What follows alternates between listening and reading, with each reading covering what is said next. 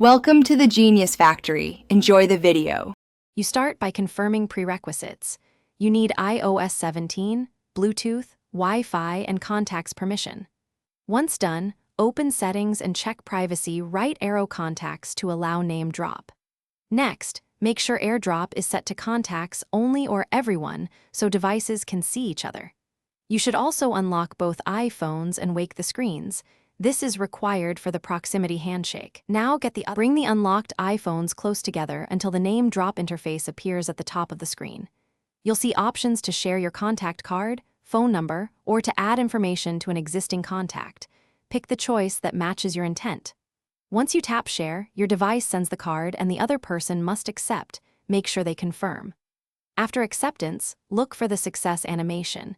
If it doesn't appear, keep devices close and try again.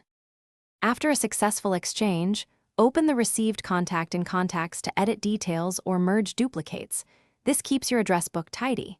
If name drop fails, make sure both devices are within a few inches, then toggle Bluetooth and Wi-Fi and try again. Short resets often clear transient issues.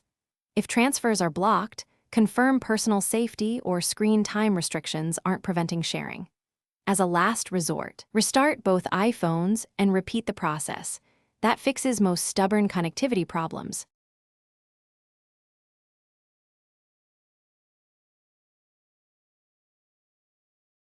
Thanks for watching. If you found this helpful, don't forget to like and subscribe.